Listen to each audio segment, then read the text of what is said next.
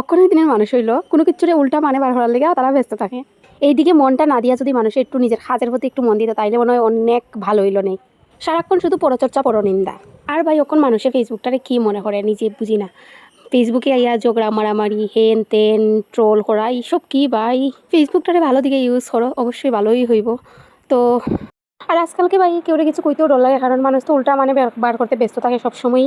তো আমি যদি একেবারে ভালো মাইন্ডে হয়ে কথাটা কারণ খারাপ মাইন্ডে আই যাব, এটা আমার নিজের অভিজ্ঞতাতে দেখছি।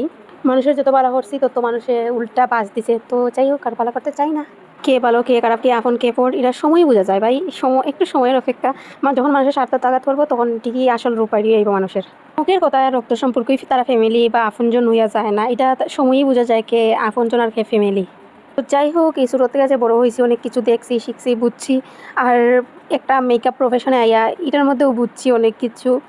তো ওইরকম ভাবি আমি অনেক সময় মন খারাপ হয়, বাট পরে ভাবি না এটা কি তাহলে ভাবতাম মানুষের লেগে এখানে নিজের কষ্ট পাইতাম, মানুষে তো কষ্ট দিবই, তো এই কষ্টটা পাইরা নিজের লেগে ভাবতে শিখি, নিজের খুশি রাখা দরকার অবশ্যই। ভাই আমি কোনো সাকসেসফুল হইতে পারছি না, কারণ আমার অনেক টাকা নাই, আমার মা বাবার অনেক টাকা নাই। আমি নিজে যতটুকু পারি চেষ্টা করতেছি, বা আমার মাও চেষ্টা করতেছে।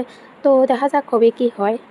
যারা আমার মতো চেষ্টা করতেছো তারা চেষ্টা কইরা যাও, অবশ্যই আমিও চেষ্টা কইরা যাই, দেখি কবে কি হয়। তো একটাই কথা হইমো, আর পরচর্চা পরনিন্দা সারিয়া নিজের লেগে পাবো, নিজের লেগে টাইম পাবো। মানুষের ক্ষতি করতে গিয়া তোমরা নিজেরই ক্ষতি হইয়া যাইব। তো মানুষের ক্ষতি করার চেষ্টা করো না, কারণ মানুষের ক্ষতি করার গিয়া তোমার নিজে কষ্ট পায়। মানে মানুষের ভাবতে গিয়া মানুষের লেগে টাইম না করে নিজের লেগে টাইম বার করতে গেলে অনেক খুশি থাকবে।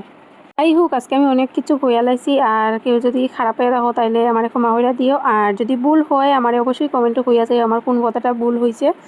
আজকে আসলে অম্বুবাচী, তো মায়ে তাড়াতাড়ি স্নান টান করে ঠাকুর দিলাইছে, তারপরে আমি আম দুধ খাইয়া এখানে আমি হেলিতে আছি কাপটেঙ্গা ভর্তা গাছ থেকে পাইরে আমরা বাড়ি কাপটেঙ্গা গাছ আছে। তো ভালো লাগলে লাইক কমেন্ট শেয়ার করে দিও। তো টাটা বাই বাই, আবার দেখা হবে নেক্সট ভিডিও।